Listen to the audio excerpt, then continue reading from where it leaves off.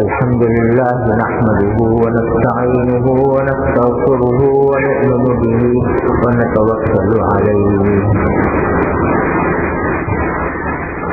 ونعوذ بالله من شرور أنفسنا ومن سيئات أعمالنا من يهده الله فلا مضل له ومن يضلله فلا هادي له وأشهد أن لا إله إلا الله وحده لا شريك له وأشهد أن سيدنا وسندنا ونبينا وحبيبنا ومولانا محمدا عبده ورسوله صلى الله تعالى عليه وعلى آله وأصحابه وبارك وسلم تسليما كثيرا أما بعد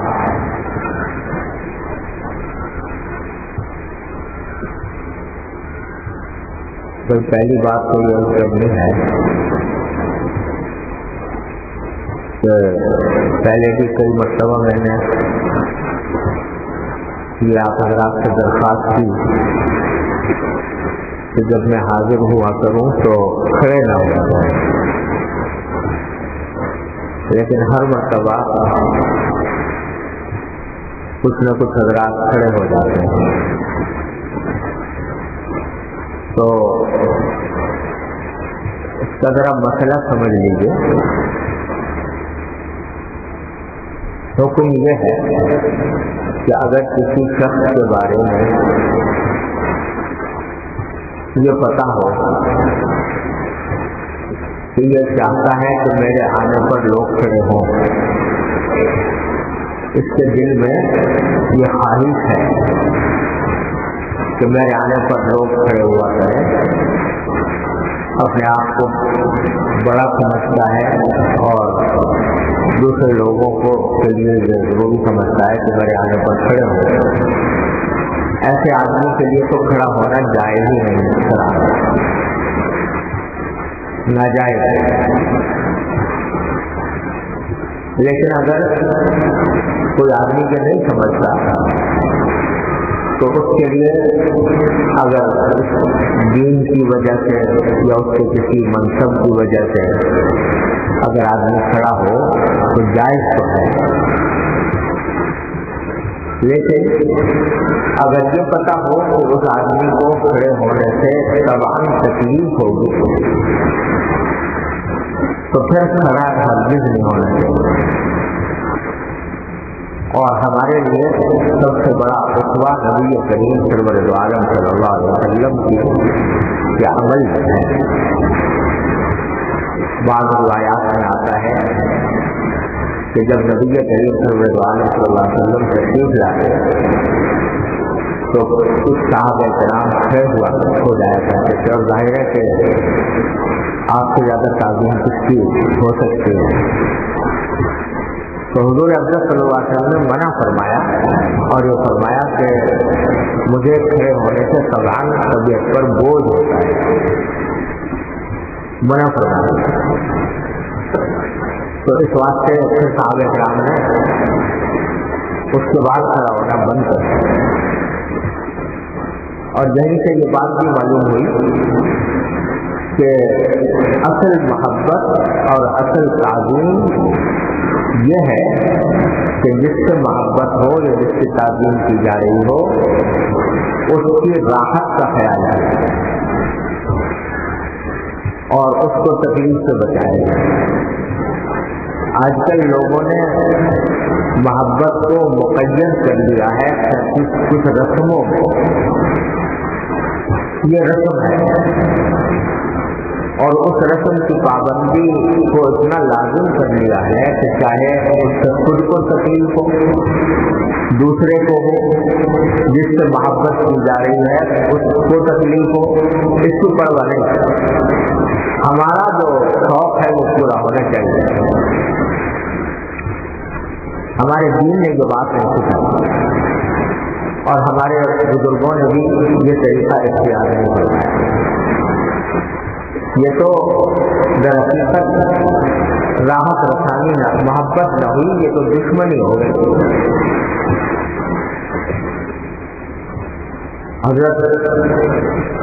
میں حضرت حضور مقدس اللہ تعالیٰ سے کے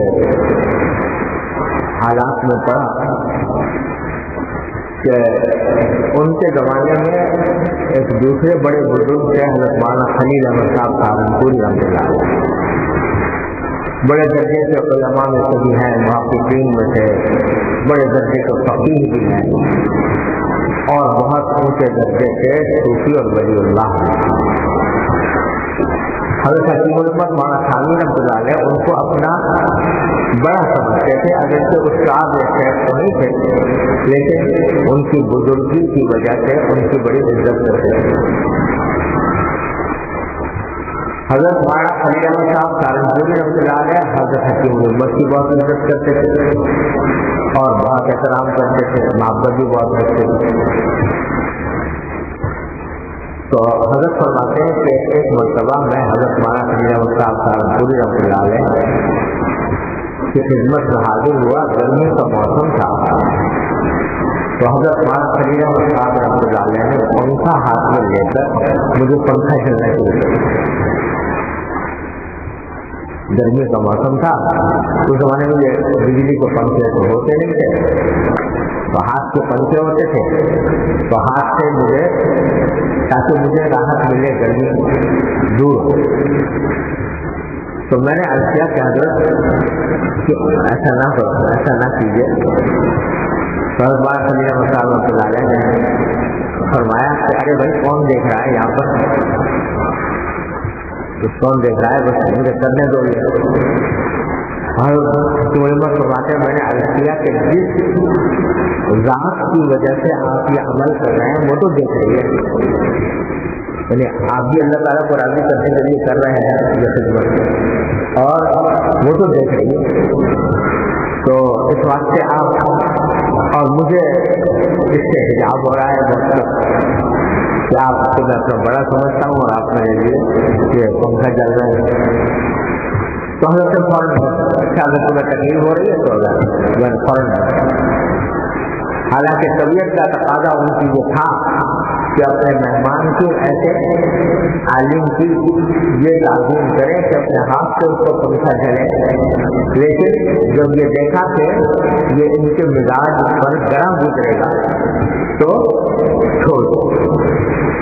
شریعت نے قدم قدم پر ہمیں آپ کو ایسے آداب سکھائے ہیں کہ اگر ان کی ہم پابندی کرنے لگے تو یہ دنیا جو ہے یہ راحت کا ایک گلزار بن جائے گی، لیکن رسوم و قیود نے ہماری زندگی کو خراب کیا، بہت ساری چیزیں اب یہ دماغ میں بیٹھ گیا ہے کہ بھائی کسی بڑے چیز جوتے اٹھانے چاہیے، یہ شوق آتا ہے جوتے اٹھانے کا، سمجھے نا، چاہے اس کو اس سے تکلیف ہی کو نہ پہنچے۔ تو بھائی ٹھیک ہے، اگر کسی وقت قاعدے سے طریقے سے تم کسی بزرگ سے جوتے اٹھاؤ تو انشاءاللہ اجر ثواب دیں، لیکن اگر اس طرح اٹھاؤ جس سے اس کو تکلیف پہنچے تو وہ پھر بجائے ثواب کے الٹا گناہ ہو۔ اب ہوتا کیا ہے کہ لوگ زبردستی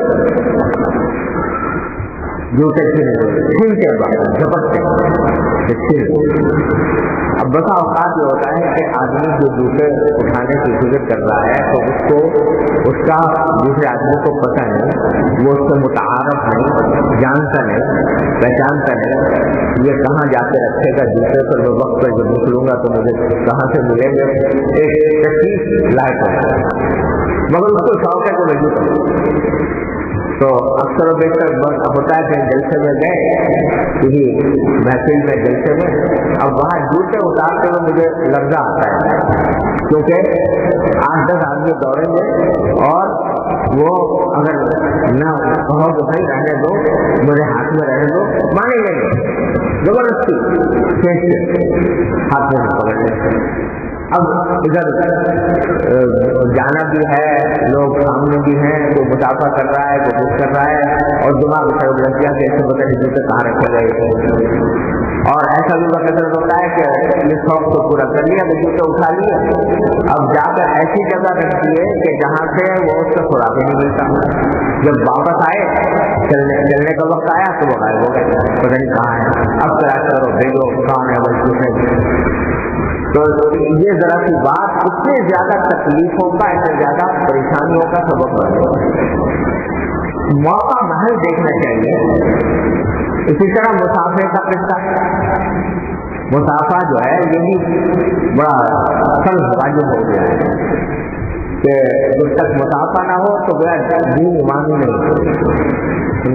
وہ لوگ اس کے نقشے میں جبکہ کرتے ہیں، کسی کو تکلیف پہنچا دیتے ہیں، کسی کے کندھے کے اوپر ہاتھ رکھ کے اور تکیل کر کے کسی نہ کسی طرح ہاتھ ملا لیتے ہیں. بس یہ ہمارا وہ جنت مل گئی اگر ہاتھ مل گیا، اور اس کے لیے کسی کو تکلیف پہنچی تو کیا ہے، اور کسی کو اگر رن پہنچے تو کیا ہے. لیکن شوق ہے، اپنی نگاہ میں ثواب کا کام کر رہے ہیں، اپنی نظر میں محبت کا اظہار کر رہے ہیں، لیکن وہ محبت جو ہے وہ ریچھ جیسی محبت ہے، تو وہ تکلیف پہنچا رہی ہے.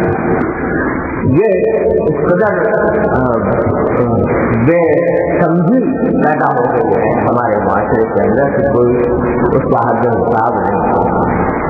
تو لوگ اس بات کا خیال کہ کس چیز سے دوسرے کو راحت پہنچے گی، کس چیز سے تکلیف ہوگی، یہ خیال دل سے بیٹھ گیا. اپنا شوق ہو، میرا شوق پورا ہونا چاہیے. روز یہ منظر ہوتا ہے جمعہ کی نماز کے بعد کہ جمعہ کی نماز پڑھنے کے بعد جب نکلے تو چاروں طرف سے طوفان ہے لوگوں کا، اور ایک کے اوپر ایک، ایک کے اوپر ایک، ڈھکا ہو تیز ہو رہی ہے، ایک کے اوپر ایک گر رہا ہے، اور آگے جا رہے ہیں تو پیچھے سے کھینچتے ہیں لوگ ٹھوکا مار کر کہ تم آگے کیوں جاتے ہو، پیچھے میں کھڑا ہوں، پہلے مجھ سے مسافہ کرو. یہ سب یہ طریقے اس لیے ہے کہ رسوم و قیود سے اسیر بن گئے.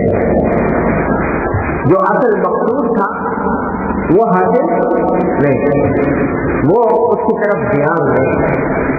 اس لیے اصول ذہن سے نکل گیا کہ محبت نام ہے راحت رسانے کا، آرام پہنچانے کا. جس سے محبت ہے اس کو راحت، یہ ہے محبت. نہیں ہے کہ اپنا شوق پورا کرنا.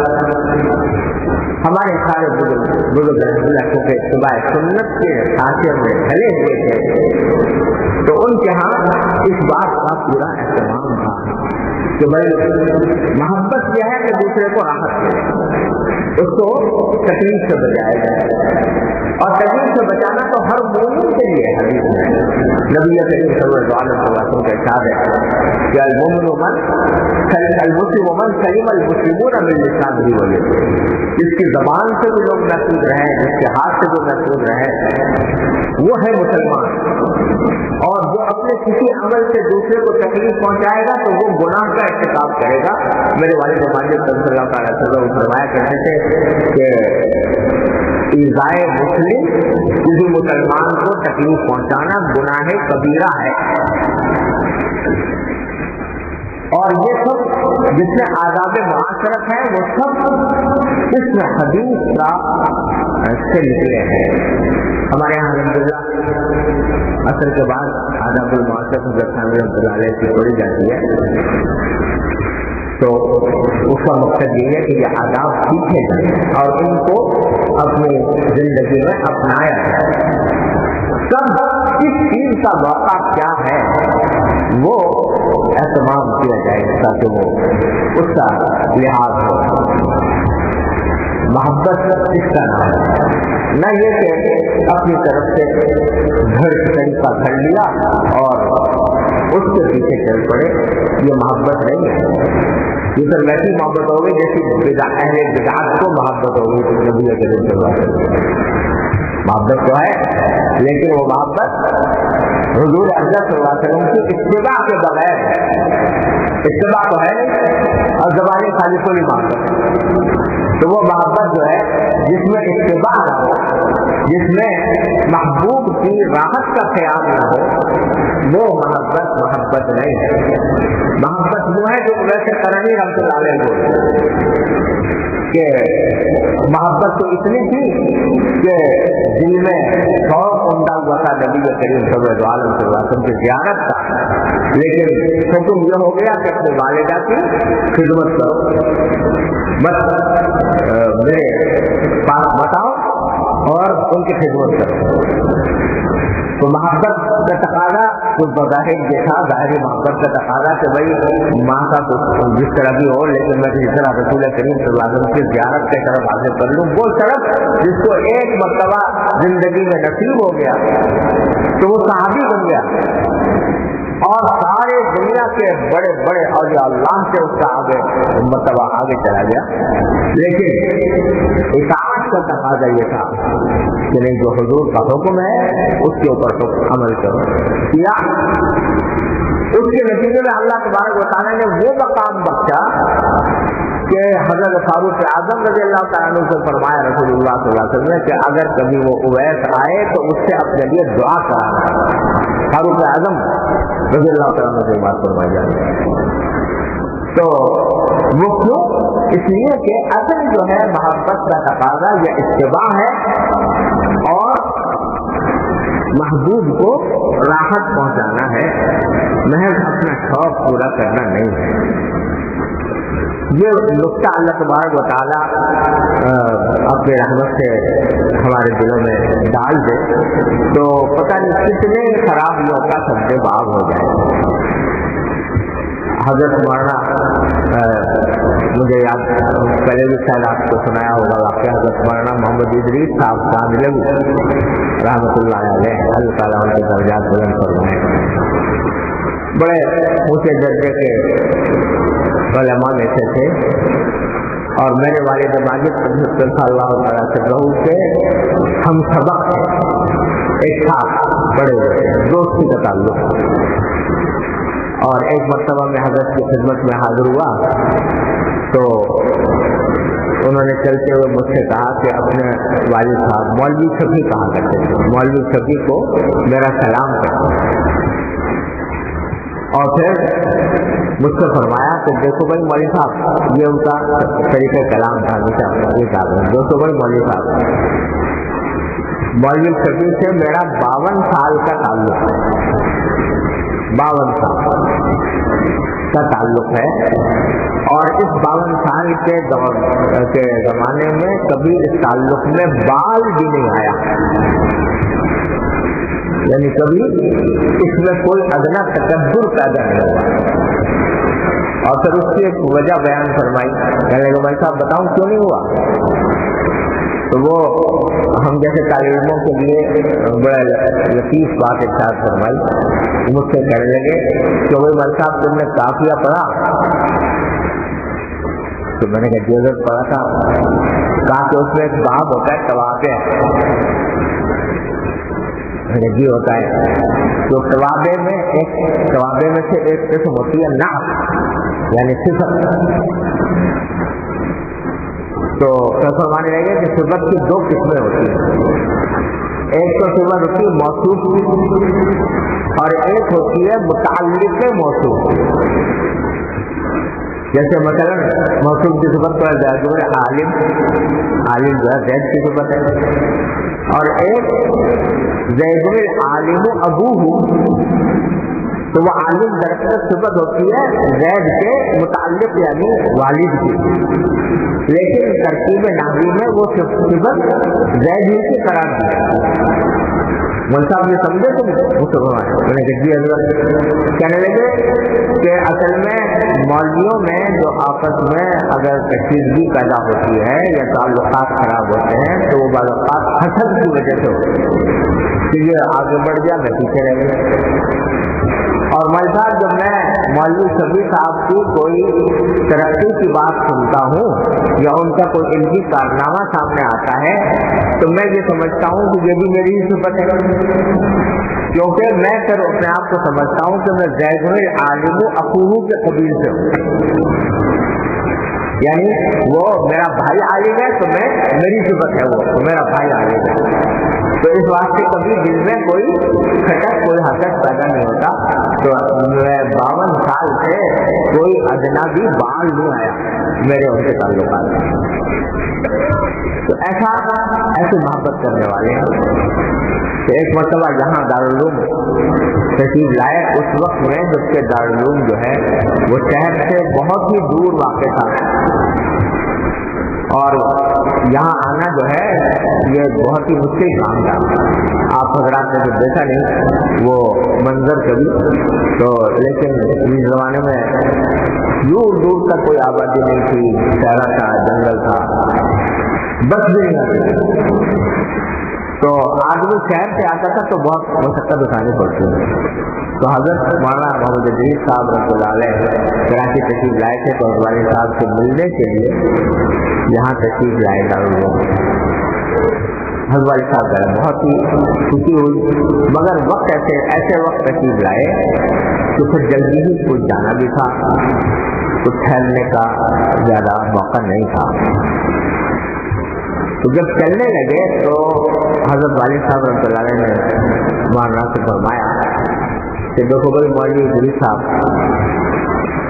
میرا دل تو یہ چاہتا تھا کہ اب تم آئے ہو وہاں سے کراچی میں ہو تو تمہاری کم از کم ایک وقت کی میں دعوت تو کروں، کھانے پر بلاؤں، لیکن ساتھ ہی مجھے یہ فکر ہے کہ اگر میں آپ کو دعوت دوں گا تو آپ انکار تو کرو گے نہیں، لیکن آپ کو تکلیف بہت ہوگی کیونکہ شہر میں آپ کا قیام ہے، اس وقت آپ ٹھہر نہیں سکتے، آپ کو جانا ہے، دوبارہ آپ کو دعوت دوں کہ دور دوبارہ آپ مشقت اٹھائیں یہاں آنے کی اور یہاں پر اتنی دور کی کا سفر کریں میری خاطر، اور انکار آپ کر نہیں سکتے، لہٰذا میں آپ کو دعوت نہیں کرتا، کھانے کی دعوت ہو دیتا، البتہ یہ کچھ پیسے ہیں میری طرف سے ہدیے کے کہ جو اگر میں دعوت کرتا تو اتنے پیسے خرچ ہوتے تو میں یہ پیسے میں آپ کو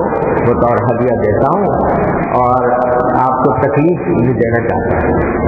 حضرت کو اٹھا کر وہ اپنے سر پر رکھیں گے اور فرمایا کہ یہ اب اگر کوئی رسمی آدمی ہوتا وہ کہتا جی کچھ ہو جائے میرے گھر آؤ، اگر وہ کہتے جی میں میرے پاس میں مشغول ہوں یا میرے پاس دور سے آنا میرا مشکل ہے، یہ کیا دوستی ہوئی کہ آپ ہماری دعوت بھی قبول نہیں کرتے؟ تو رسموں کا اگر پابند ہوتا کوئی تو وہ یہ ہمیشہ اصراری کرتا رہتا، لیکن کیونکہ حقیقی محبت کا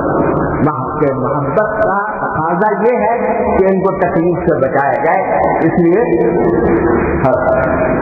فرض منظور فرما لیا۔ تو بھائی یہ سمجھ بھی کیسے آتی ہے؟ یہ بزرگوں کی صحبت سے آتی ہے، اور یہ دین کا ایک بہت بڑا عظیم شعبہ ہے۔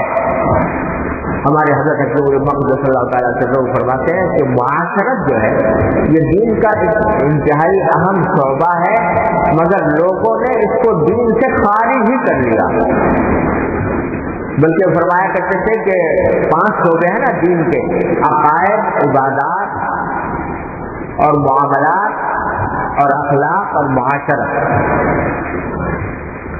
تو بہت سے جو ہیں عقائد و عبادات کی حد تک چلو بھائی دین کا ایک حصہ سمجھ کے اس کے اندر کوشش کرتے ہیں، لوگ کر لیتے ہیں، اس کو فقہا نے اختیار کر لیا۔ تو بات ہے اخلاق کے معاملے کو بھی کچھ صوفیاء کرام نے، اب تو وہ بھی پتہ نہیں قائد ہوتے جا رہا ہے، لیکن صوفیاء کرام نے بہرحال اس کو کسی نہ کسی درجے میں اختیار کر لیا۔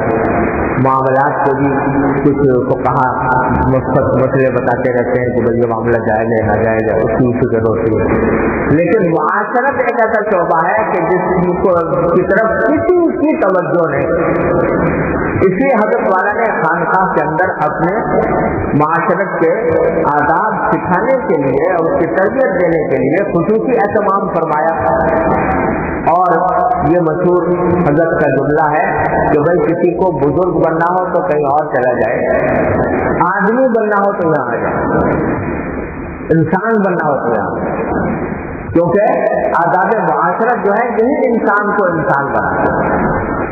یہ دیکھنا چاہیے کہ شریعت نے کن کن باریک باتوں کا لحاظ رکھا ہے دوسرے کو تکلیف سے بچانے کے لیے، راحت رکھانے کے لیے۔ اب حدیث میں نبی کریم صلی اللہ علیہ وسلم فرماتے ہیں کہ جہاں 3 آدمی بیٹھے ہوں مجلس میں، 3 آدمی، تو حدیث میں نبی کریم صلی اللہ علیہ وسلم نے فرمایا کہ ایسی صورت میں 2 آدمی جو ہیں وہ آپس میں سرگوشی نہ کریں، یعنی جیسے راز کی بات کی جاتی ہے، جو تیسرا بھی بیٹھا ہو تو رسول کریم صلی اللہ علیہ وسلم فرماتے ہیں کہ کیا نہ کریں، وہ آپس میں سرگوشی نہ کریں۔ کیوں نہ کرے؟ اس واسطے کہ جو تیسرا بیٹھا ہے اس کے دل پر ایک خوردگی ہوگی کہ یہ 2 آپس میں کچھ راز کی بات کر رہے ہیں، مجھے اپنا ہم راز نہیں سمجھا انہوں نے، یا میرے خلاف ہے کوئی بات کر رہے ہیں، اس کے دل پر ایک ملال ہوگا۔ اس ملال سے بچانے کے لیے نبی کریم صلی اللہ علیہ وسلم نے فرمایا کہ ایسا نہ کریں۔ اب دیکھو کسی باریک بینی کے ساتھ ایسا فرمایا، تو اسی طرح فرمایا کہ جس کو کوئی ایسی بیماری ہو جس سے لوگ بھی کرتے ہوں وہ مسجد میں آ کے جماعت سے نماز نہ پڑھے، حالانکہ جماعت کی نماز بھی کتنی تاکید ہے، لیکن منع کیا تو اس کو۔ یہ قدم قدم پر شریعت نے یہ لحاظ رکھا ہے کہ ایسا کسی سلام کی اتنی اہمیت ہے، لیکن بہت سی جگہوں کے اوپر سلام کرنے کو منع کر دیا، سلام مت کرو، کیوں؟ اس لیے کہ اس سے دوسرے کو تکلیف ہوگی۔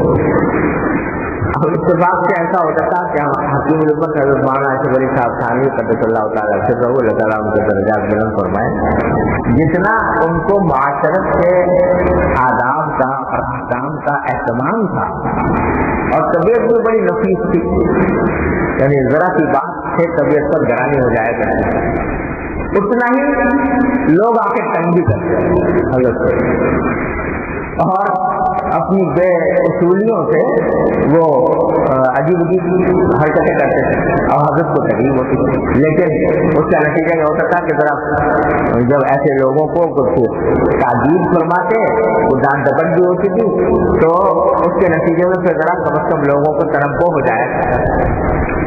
تو حضرت فرماتے ہیں کہ میرے ساتھ بھی عجیب قصے ہوتے ہیں، جب میں نماز کے بعد وظیفہ پڑھ رہا ہوں، حضرت فرما رہے وظیفہ کا معمول تھا، وہ اپنا پڑھ رہے تھے ذکر۔ اب جو آدمی ذکر کر رہا ہو اس کو نہ سلام کرنا جائز ہے نہ اس سے مصافحہ کرنا جائز ہے۔ اب ایک بزرگ جو ہے وہ چکر لگایا انہوں نے، اب دیکھا کہ حضرت جو ہے وہ ذکر کر رہے ہیں، اب ذہن میں یہ ہے کہ مصافحہ کرنا ہے ان سے، مصافحہ کے بغیر کام چلتا ہے، تو مصافحہ کرنے کی غرض سے وہ پہلے تو انہوں نے چکر لگایا، دیکھا ذکر کر رہا ہے، پھر مجھے دکھا کر پیچھے جا بیٹھے اس انتظار میں کہ جب یہ ذکر ختم کریں گے تو مصافحہ کروں۔ اب دیکھو یہ بھی بری بات ہے، ایک آدمی ذکر کر رہا ہے تو آپ اس کو یہ جتاؤ کہ میں تمہارے انتظار میں ہوں. یہ جتانا بھی جائز نہیں. تو اس لیے کہ اس کی جو توجہ اور ذکر سے چھوٹ کر اس آدمی کی طرف متوجہ ہو جائے گا. ابھی جلدی سے ختم کریے بلا چلے بیٹھے. لیکن وہ حضرت جو ہے جا کے پیچھے بیٹھ گئے. حضرت فرماتے ہیں میں نے بھی جب دھیان نہیں دیا اور میں اپنے ذکر میں مشغول رہا وظیفے میں. جب بہت دیر گزر گئی, کافی دیر گزر گئی اور میرا وظیفہ ختم نہیں ہو رہا تھا, تو وہ پیچھے سے ہی انہوں نے بیٹھے بیٹھے زور سے آواز لگائی, مسافہ, زور سے آواز لگائی. تو حضرت فرماتے ہیں کہ جتنے زور سے انہوں نے آواز لگائی تھی اسی زور سے میں نے لگائی وظیفہ.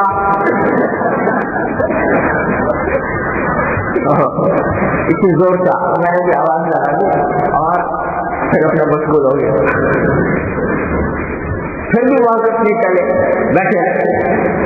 تو جب بہت دیر گزری تو فرمایا کہ میں ان کے پیچھے جا کے بیٹھ گیا, خود اپنی جگہ سے اٹھ کے ان کے پیچھے جا کے بیٹھ گیا اور اپنا وظیفہ پورا کرتا رہا.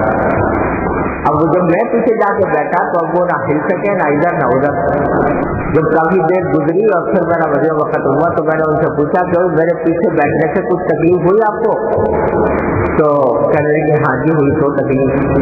کہاں سے تو جیسے تکلیف آپ کو ہوئی ویسے سمجھ لو کہ اگر کسی کام کرنے والے کے پیچھے جا کے بیٹھے ہو گے تو اس کو بھی ایسی تکلیف ہوگی. تو آئندہ ایسی بات آپ کو نہیں کرنی چاہیے. تو میں اس کے بعد سے سبق ہو گیا ہوں اللہ کے بندے. تو حضرت کے ساتھ عجیب اللہ تعالیٰ آدمی بھی ایسے دیکھتے رہتے تھے جو اس طرح حرکتیں کرتے تھے. حضرت اس کے اوپر تنبیہ فرماتے تھے تو پھر لوگوں کو بھی سبق ہو جایا کرتا تھا. اور پھر حضرت نے اس قسم کے آداب اور اپنے یہاں کا طریقہ کار جو ہے وہ لکھ کر لٹکایا ہوا بھی تھا. لوگوں کو سب کو بتا رکھا تھا کہ بھائی ایسا اس طرح کرنا چاہیے.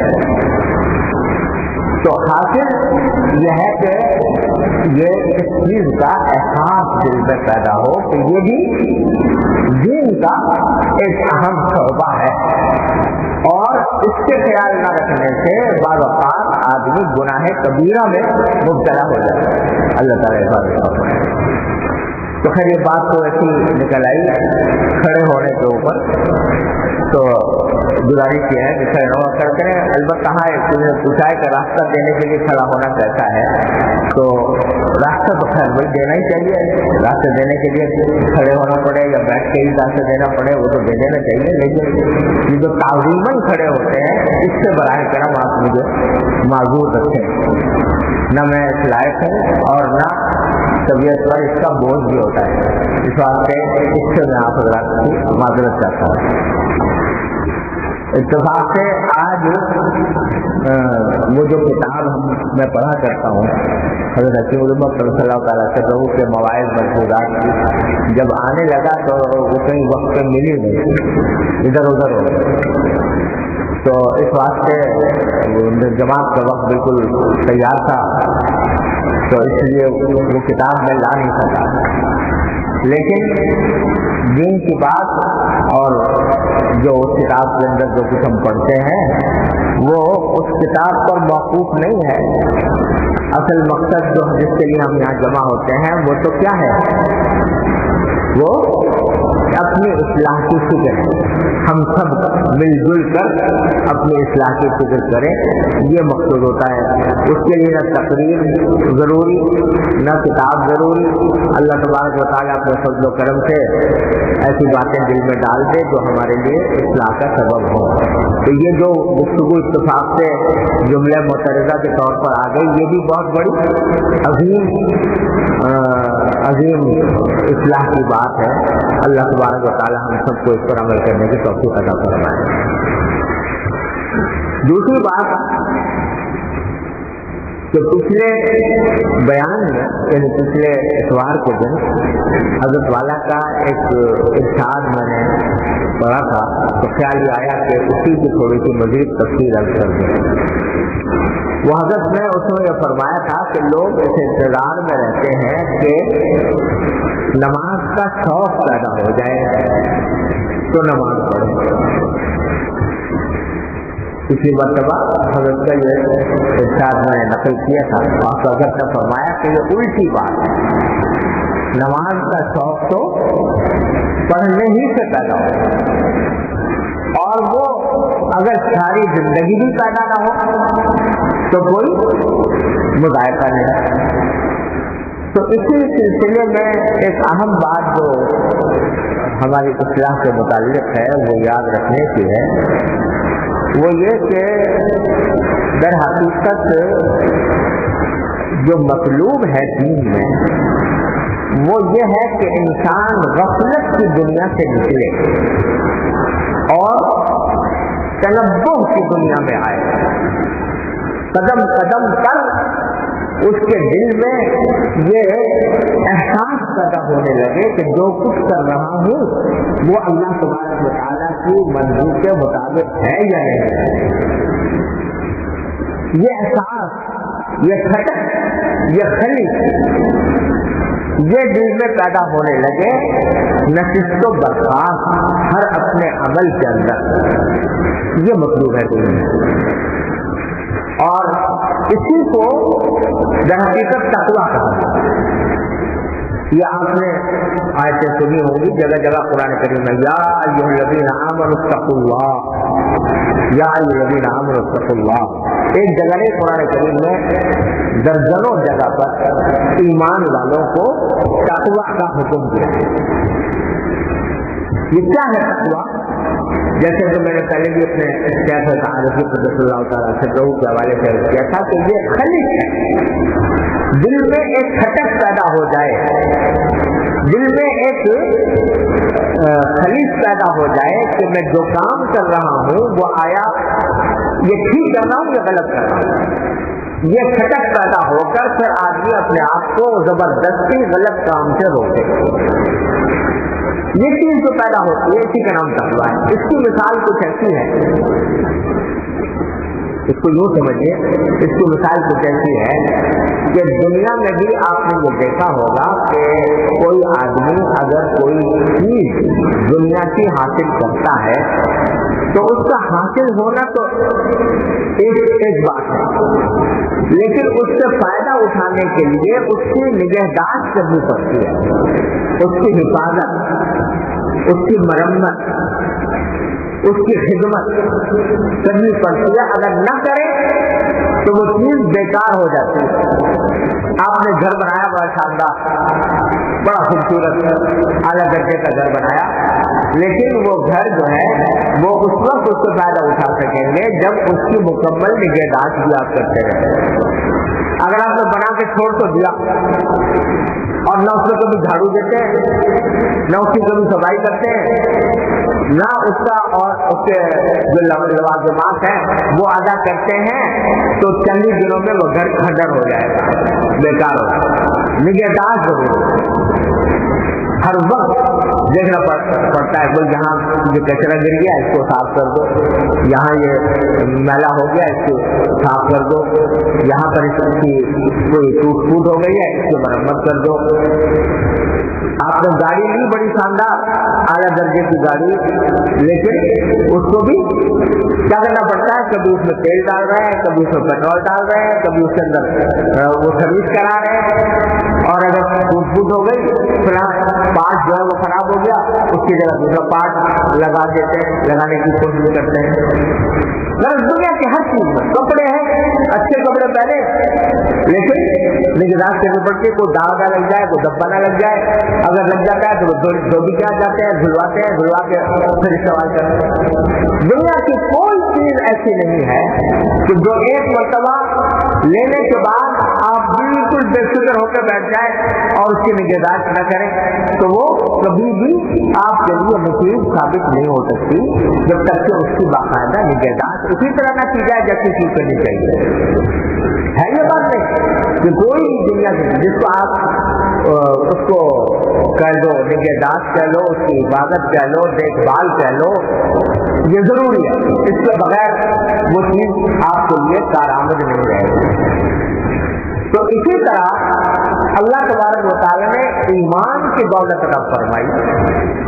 یا ایھا آمنو، ایمان والوں کو خطاب کرتے ہوئے آپ نے فرمایا کہ اے ایمان والوں، میں نے تمہیں اللہ تعالیٰ کے فضل و کرم سے ایمان کی دولت تو حاصل ہو گئی، لیکن یہ ایمان کی دولت کا تحفظ اس کے بغیر نہیں ہوگا کہ تم اس کی نگہداشت کرو، اس کی حفاظت کرو، اور وہ حفاظت، اس حفاظت کا نام ہے تقویٰ.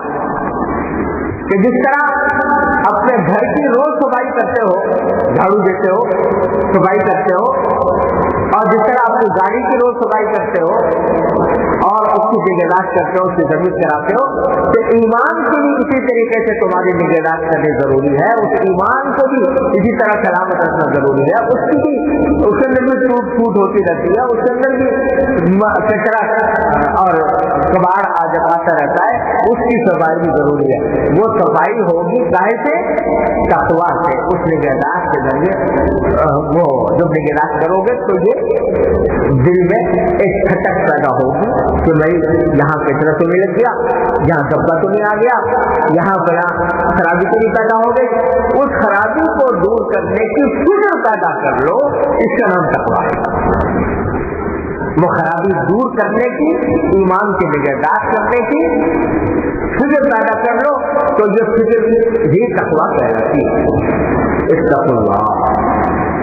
اور میں نے حضرت مولانا مفتی محمد حسن صاحب رحمۃ اللہ علیہ، اللہ تعالیٰ ان کے درجات بلند فرمائے، ان کا یہ زبان سے ان کا یہ ملفوظ ارشاد ان کا اپنے والد ماجد رضی اللہ تعالیٰ سے سنا. وہ فرماتے تھے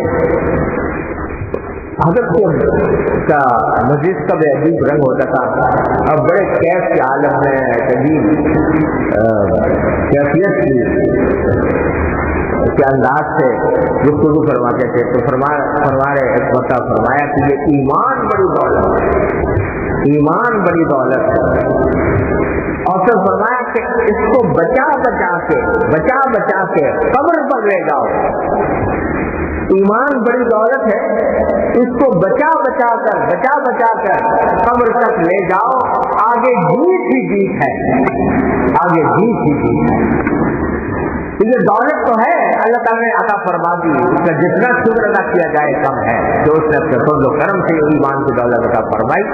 لیکن اس کی بچانے کی ضرورت ہے. اس کو بچانے کے بارے کیا؟ اس کے نگہداشت کی ضرورت ہے. اس کے اوپر گرد نہ پڑے، غبار نہ پڑے، اس کے اوپر کچرا نہ آئے، اور اس کچرے سے اور گرد و غبار سے بچا کر قبر تک لے جاؤ تو آگے جیت ہی جیت.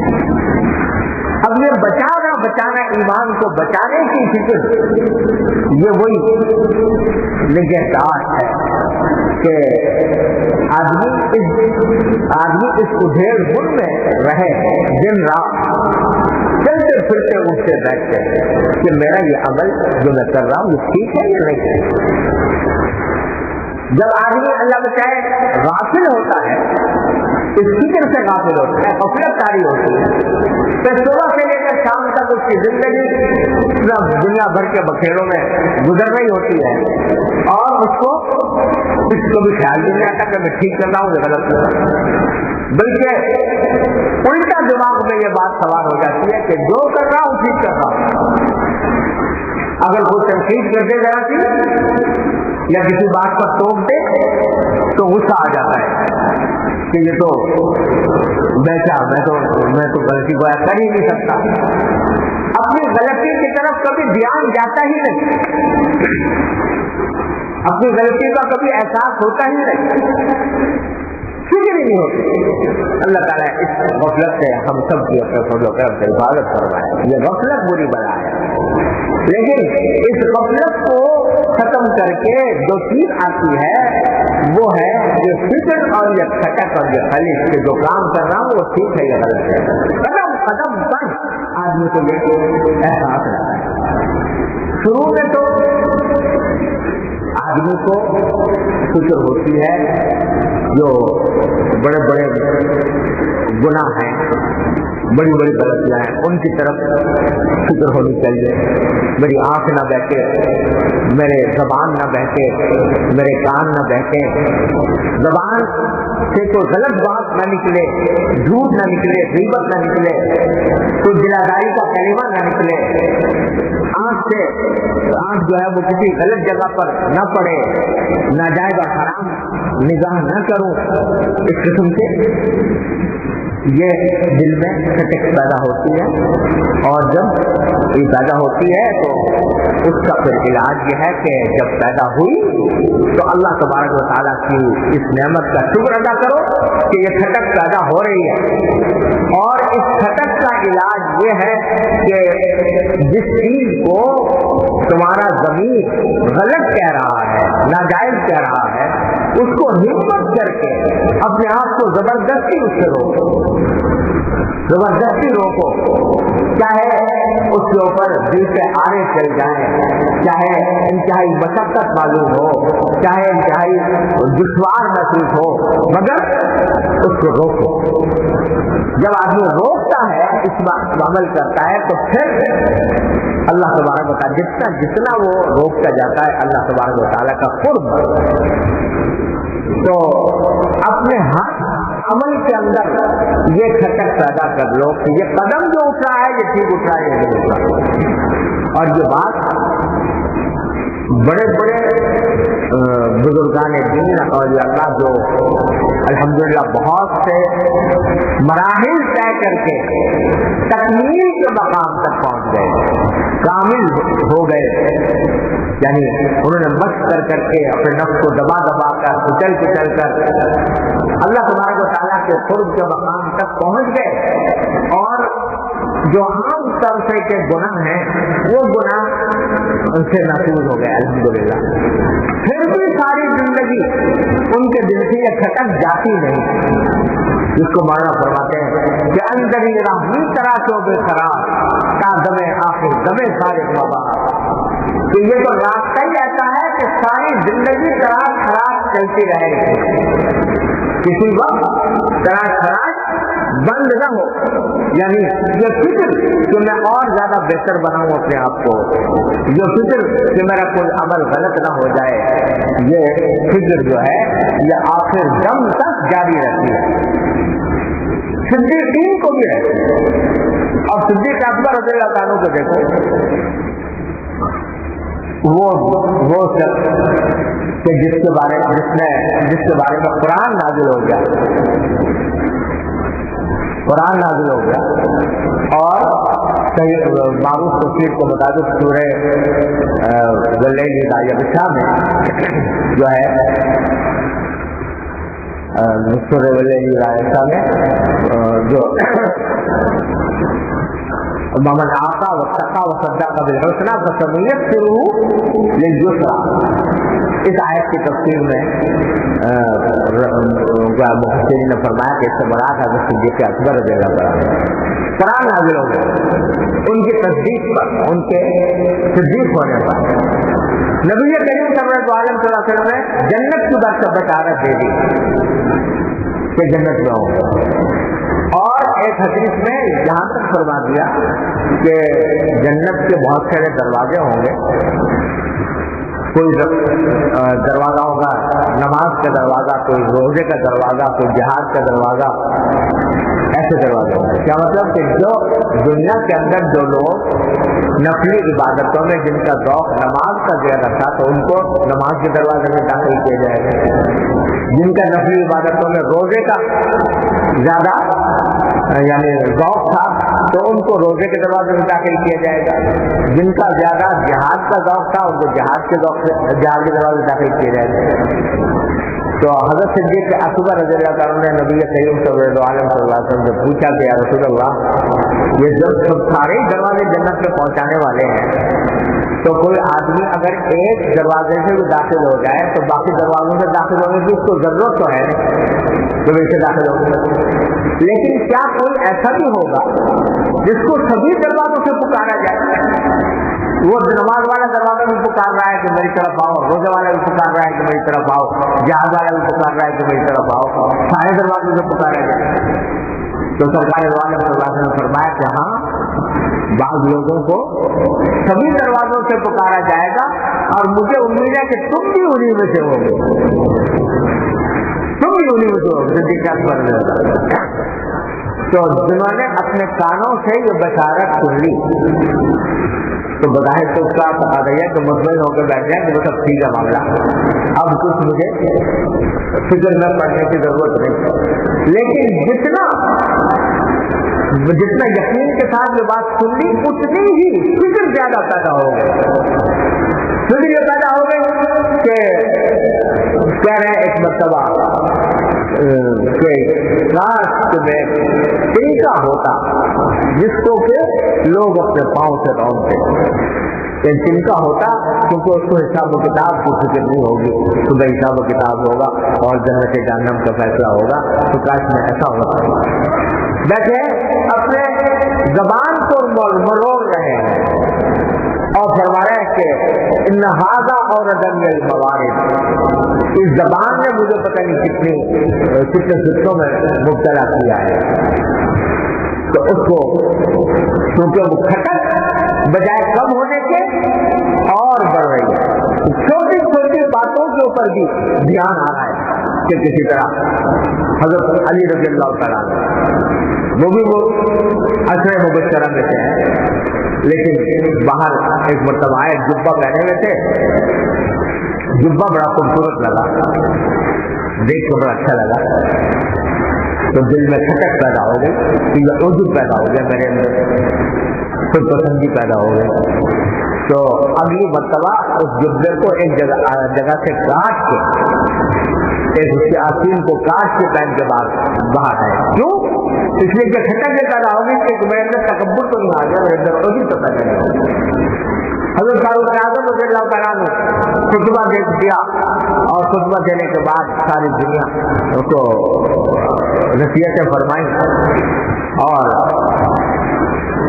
اس میں کچھ خیال آ گیا کہ میں تو بڑی اچھی باتیں کہی، کچھ خیال آ گیا ہوگا، تو فوراً اپنے کندھے پر ایک مشق لگا کر پانی کی اور ایک بڑھیا کے گھر میں جا کے پانی ڈال کر کیونکہ تکبر نہ پیدا ہو۔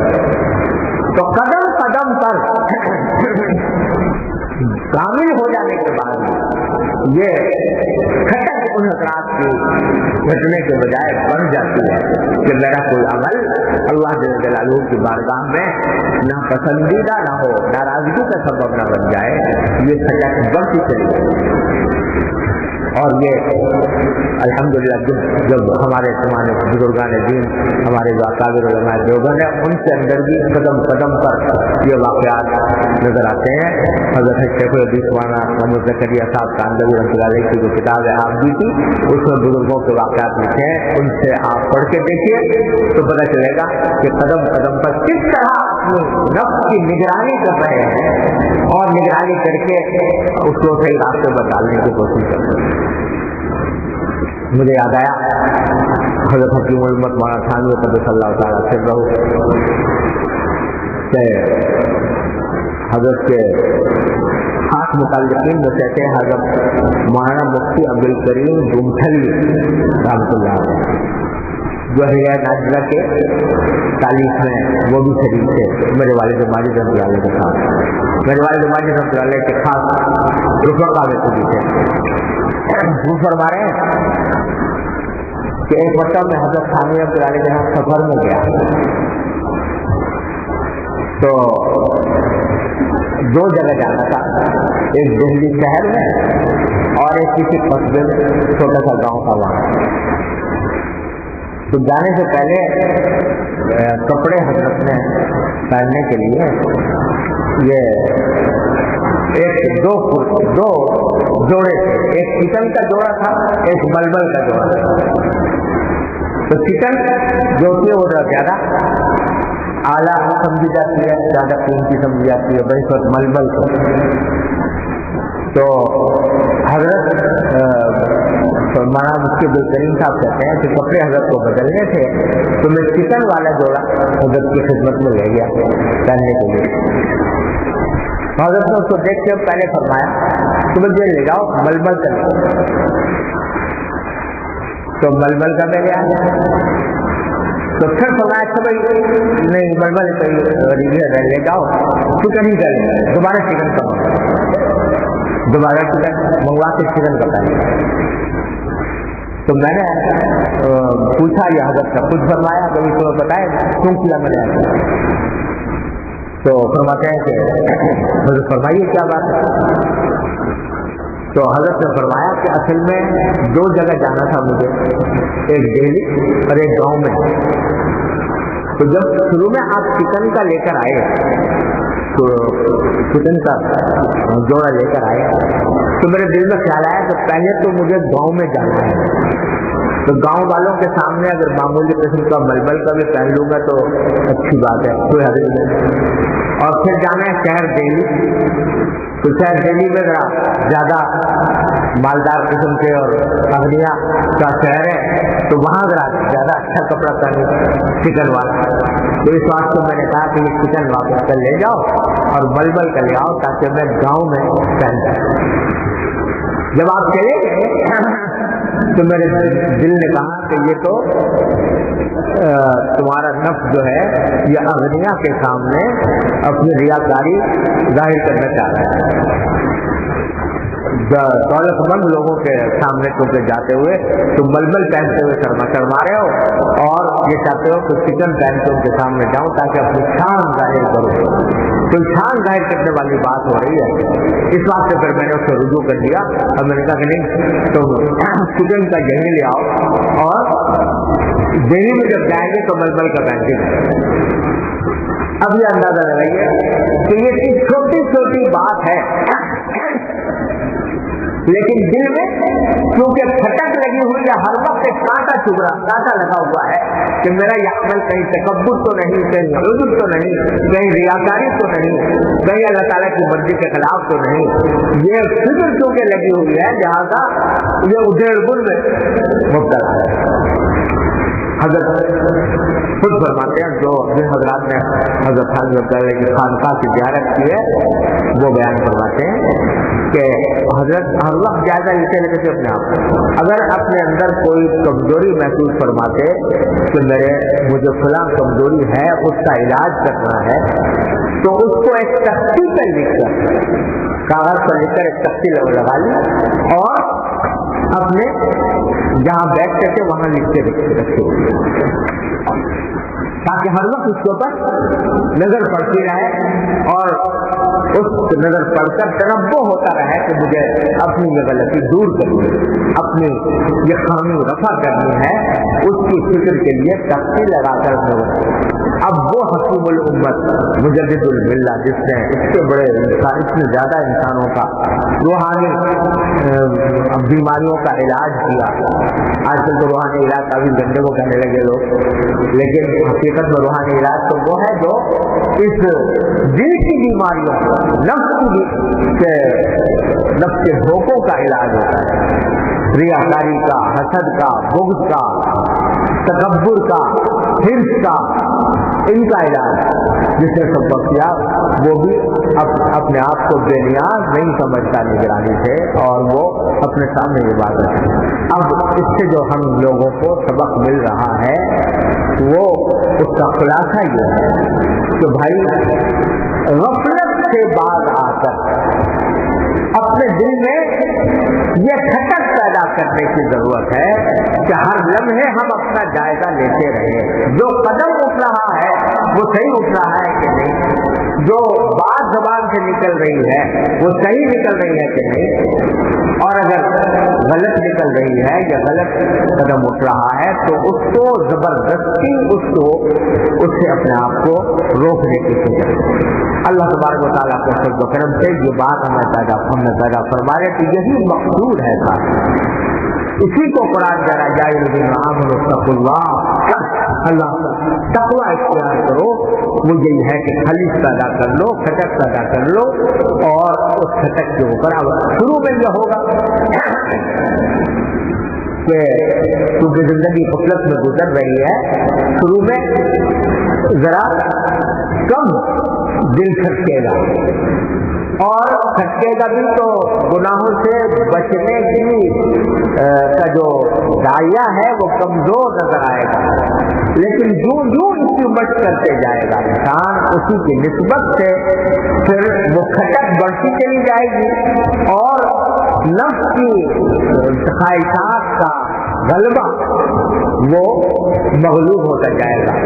اللہ تبارک و تعالیٰ کی رحمت سے اس کی توفیق دے۔ تو ساری زندگی کا روگ ہے، یہ جنم روگ ہے، مرتے دم تک یہ سلسلہ جاری رہنا ہے، جس کو حضرت نے فرمایا کہ بچا بچا کے قبر تک لے جاؤ۔ تو اللہ تبارک و تعالیٰ اس کی توفیق عطا فرما دے کہ اس تلاش میں ہم لوگ لگ جائیں، اس فکر میں اللہ تبارک و تعالیٰ ہمیں لگا دے، تو انشاءاللہ اللہ تعالیٰ کی رحمت سے امید ہے کہ پھر منزل بھی حاصل ہو جائے گی۔ وصلی اللہ تعالیٰ علی خیر خلقہ محمد اللہم صل علی سیدنا مولانا محمد وعلی آل سیدنا مولانا محمد کما صلیت علی ابراہیم وعلی آل ابراہیم۔